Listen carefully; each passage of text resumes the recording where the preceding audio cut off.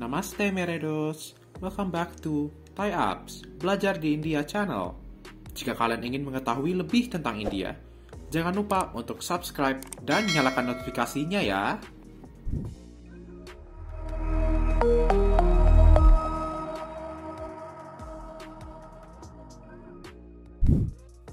Namaste Meredos, pada hari ini kita akan interview lagi nih. Perkenalkan, Prof. Khairil. Dan kita akan mendengarkan pengalaman beliau selama di India. Silahkan, Prof. Khairil. Saya Dr. Khairil Faid Pasani. Saya adalah dosen matematika di Fakultas Keguruan dan Ilmu Pendidikan Universitas Lambung Mangkurat di Banjarmasin, Provinsi Kalimantan Selatan, Indonesia. Kalimantan dikenal sebagai pulau terbesar di Indonesia. Saya dulunya Dekan Fakultas Keguruan dan Ilmu Pendidikan Universitas Lambung Mangkurat pada periode 2019 sampai 2023. Nah, pada tanggal 27 Juni yang lalu sudah ada pergantian dan sekarang saya menjadi dosen biasa tetapi siap mengabdi kembali sebagai dosen di FKIP-ULN. Bagaimana pandangan Prof tentang India sebelumnya? Oh iya, sebelumnya kan saya belum pernah ke India, tapi sering berhayal mau pergi ke India. Karena ya boleh sering lah saya nonton film-film India itu kan yang ada persamaan seperti film-film India tentang Mahabharata dan sebagainya. Saya sudah nonton wayangnya kalau di Indonesia.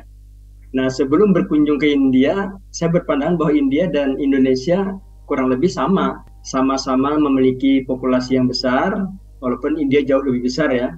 Bahkan sekarang India sudah menjadi nomor 1 di dunia, melebihi, sama-sama memiliki bonus demografi yang besar, punya banyak masyarakat miskin di mana-mana, kurang sejahtera, dan kurang berpendidikan. Banyak orang yang mencolok pendidikannya tinggi tapi belum merata.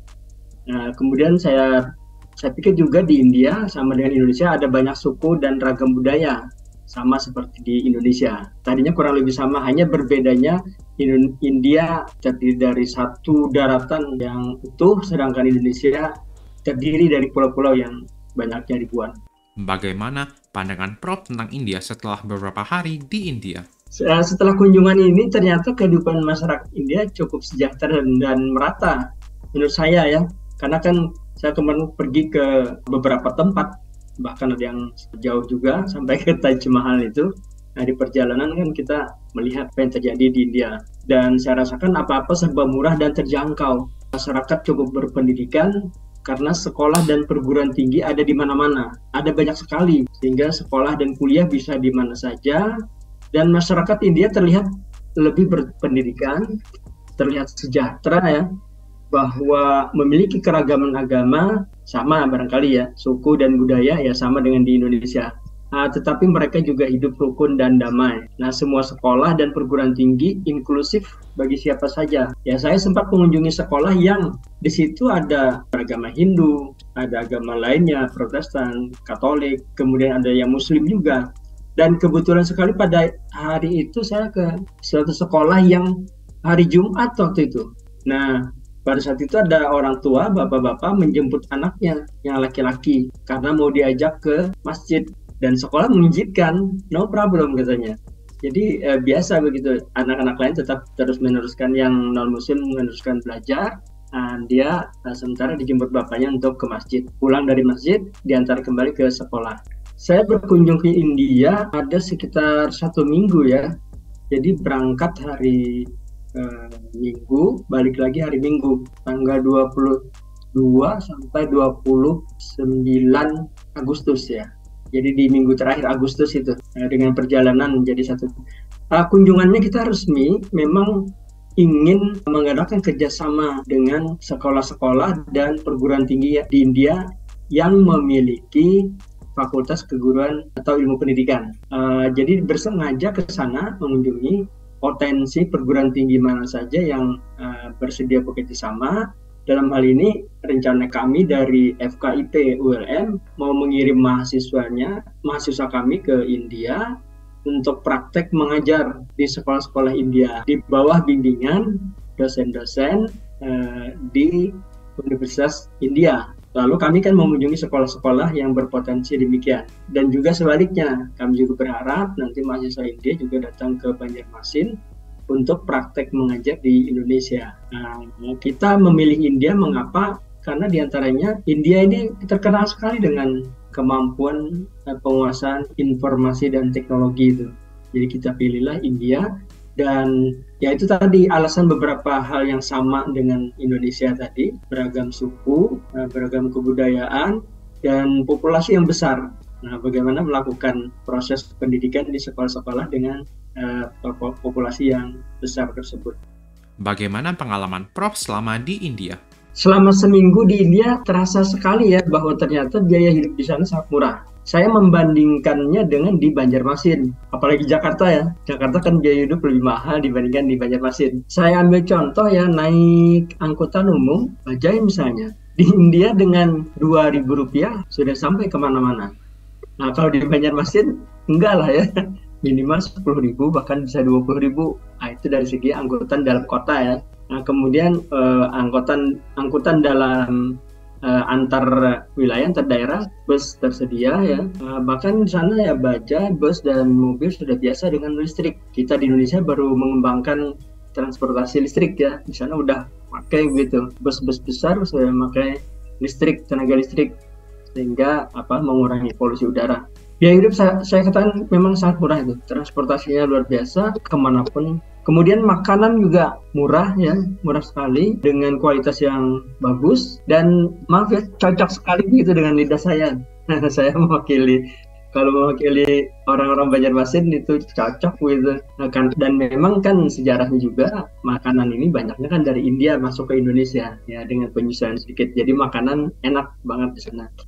Kemudian kasta saya pikir kok tidak ada ya, tidak berlaku lagi atau bagaimana ya di India. Saya ambil contoh, ada kemarin saya ke sekolah yang kepala sekolahnya katanya sih dari kasta Sudra, sementara staf-staf yang lainnya tidak hanya Sudra. Artinya apa? Artinya kasta itu tidak penting bagi mereka untuk jabatan-jabatan tertentu, tapi pendidikan mereka lah yang menentukan, kompetensi mereka yang menentukan untuk bisa menjabat. Bahkan kan kalau tidak salah presidennya atau perdana menterinya itu juga dari kasta Sudra.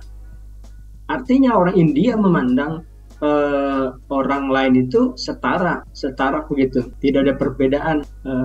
Tetapi orang yang berpendidikan baik, kompetensinya juga terpenuhi, maka dia berhak menduduki jabatan tertentu.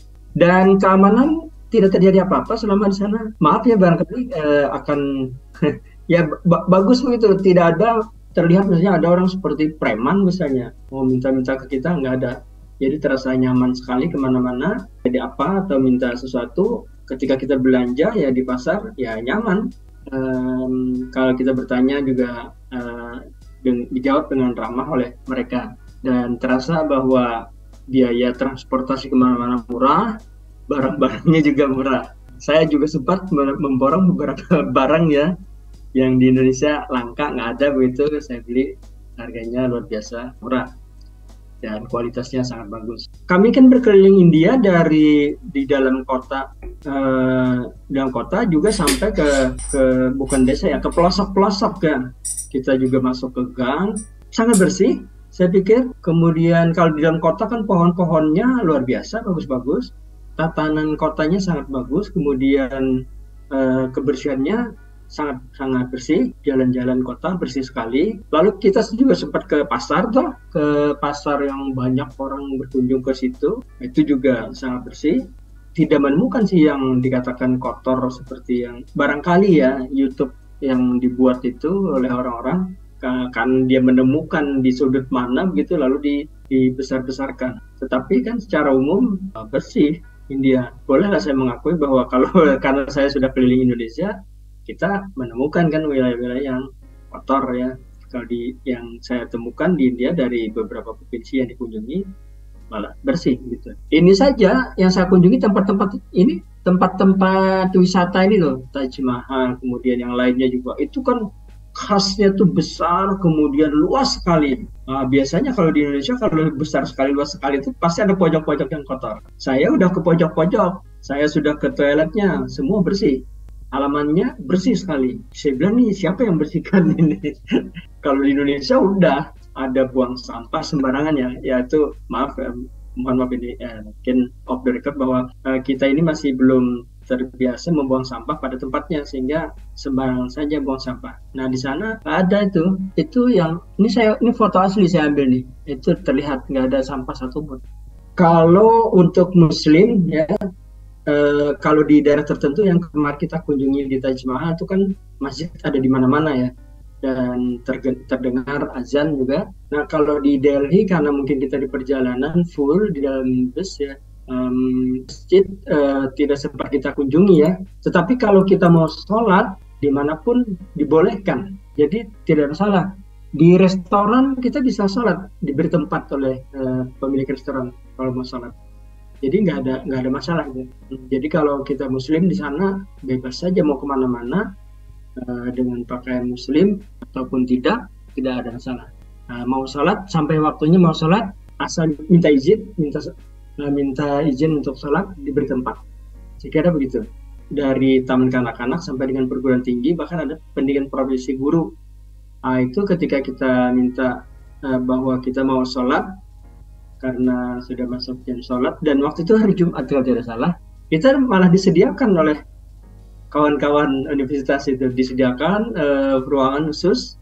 Waktu itu kita dipilihkan ruangan yoga kalau tidak salah untuk sholat di sana, dan untuk berwudu disediakan tempatnya juga. Mereka sangat menghormati kita sebagai Muslim yang berkunjung ke sana. Ya tidak ada masalah dengan perbedaan agama dan kebutuhan untuk beribadah. Bagaimana kualitas pendidikan di India dibandingkan dengan di Indonesia? Seminggu mengunjungi India terasa kurang mau berlama-lama di sana. Nah, kami sempat mengunjungi beberapa sekolah dan universitas di India. Nah, sekolah-sekolah di bawah binaan mereka juga kita kunjungi, dari taman kanak-kanak, sekolah dasar, dan sekolah menengah. Nah, beberapa perguruan tinggi di Indonesia mungkin ada yang memiliki kualitas sebanding dengan perguruan tinggi di India. Tetapi kan perguruan tinggi di India itu banyak sekali dan kualitasnya merata. Nah, kalau kita di Indonesia tersebar di berbagai pulau, tapi yang jauh dari ibu kota kan agak tertinggal. Nah, di India tidak, sehingga orang India tidak mempermasalahkan mau kuliah di mana itu karena kualitasnya yang hampir merata. Mereka tidak bingung, tidak ragu mau milih kuliah, tentu mengambil yang terdekat. Nah, kecuali misalnya khususan mau mengambil bidang tertentu yang hanya ada di kota lain, baru mereka pergi ke kota. Jadi sebagian besar universitas menawarkan kualitas langsung bekerja setelah lulus. Nah, ini yang sebetulnya yang di Indonesia digadang-gadang seperti ini. Jadi lulus sudah siap untuk bekerja, dan inilah yang diharapkan. Dan nampaknya di Indonesia sudah ada peta jalan ke arah seperti di India. Nah, semoga bisa cepat tercapai. Keunggulan utama sekolah dan perguruan tinggi di India adalah semuanya menggunakan bahasa Inggris. Itu dia keunggulan mereka. Sebagai bahasa pengantar, bahasa Inggris penuh 100%. Sehingga semua orang India sudah lancar berbahasa Inggris dan siap pergi atau bekerja dimanapun di penjuru dunia karena sudah bisa berbahasa Inggris. Nah, di samping itu juga seperti yang sudah saya ketahui sebelumnya ya, India ini sangat menguasai IT, Information and Technology, dan ternyata itu diajarkan sejak dini.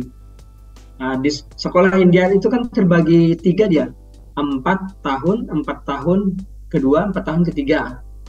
Nah, sejak kelas di grade 5 itu mereka sudah dibekali dengan coding dan mempelajari komputer dan pemrogramannya. Nah, saya sempat masuk juga di kelas 11 dan kelas 12. Oh, saya bilang kalau di kelas 5 sudah belajar coding, kelas 11-12 seperti apa?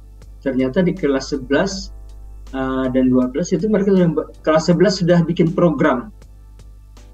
Kelas 12 sudah memanfaatkan AI. Ya,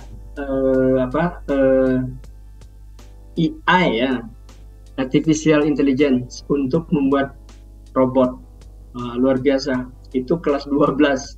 Nah, kalau masuk perguruan tinggi apalagi berarti. Nah, begitu Carter.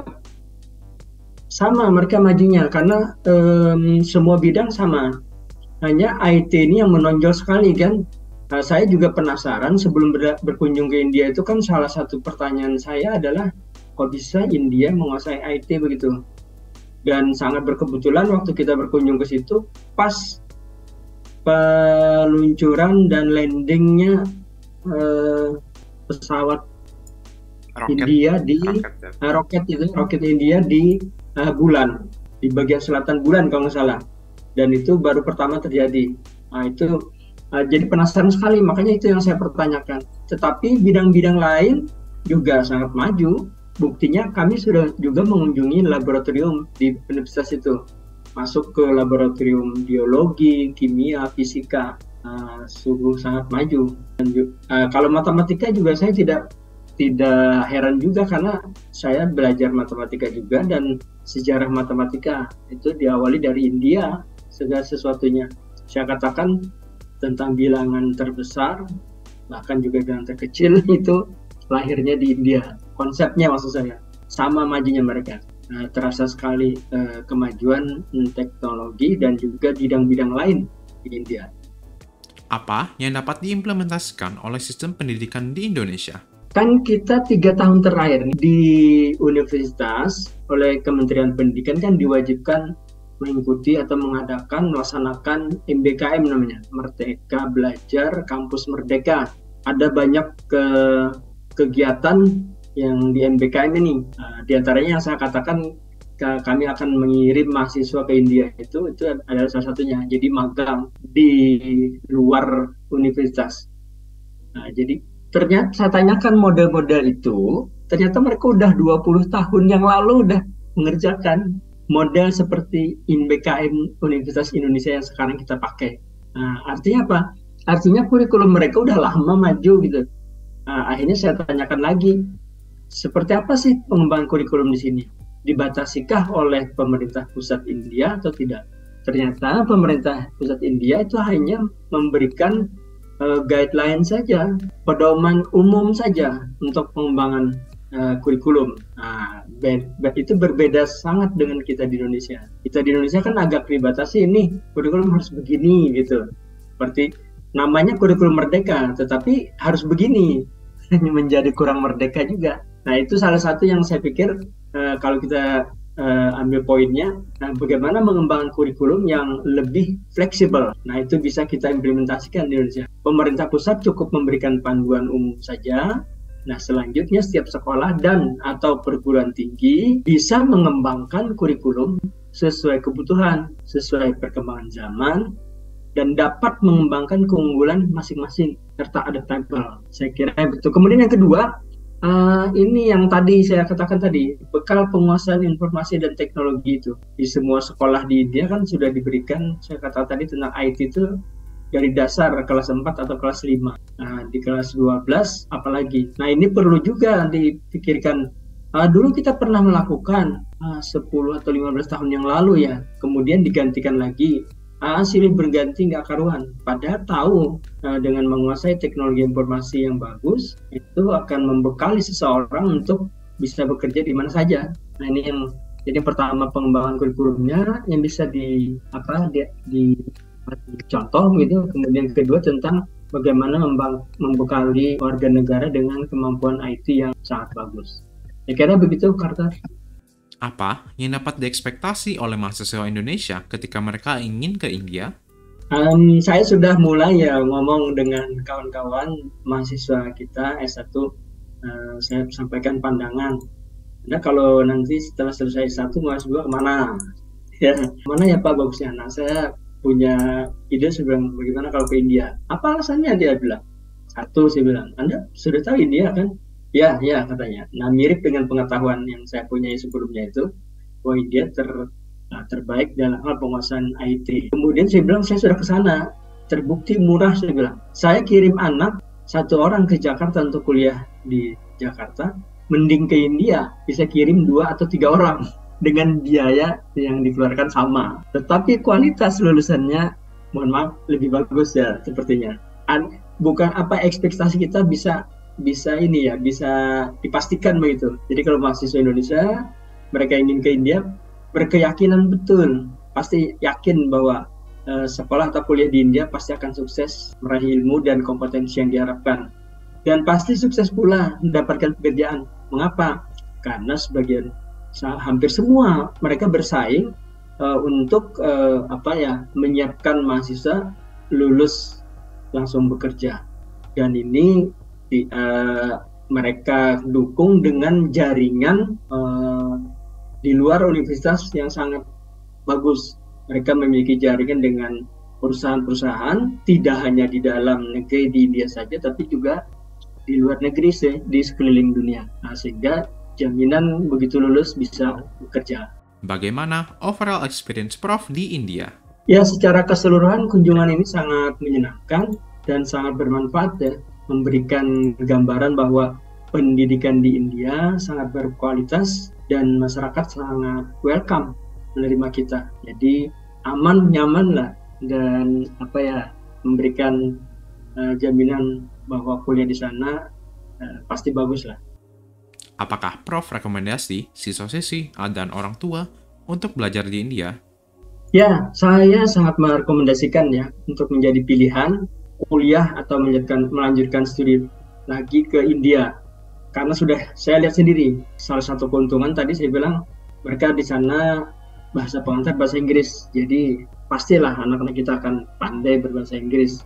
Kemudian saya kira kalau ada kata penutup, saya mau mengatakan ke para orang tua, jangan ragu untuk mengirim anaknya sekolah atau studi lanjut ke India. Murah ada di India, kualitas juga ada di India, aman dan nyaman, saya pikir begitu.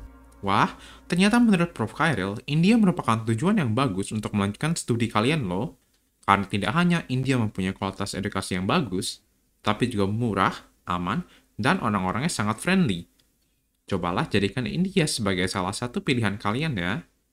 Kalian ingin melihat konten apa lagi di Thai Apps? Tulis di kolom komentar di bawah ya. Sekian untuk video hari ini. Kambi Alwidana Kehna Firmilengke.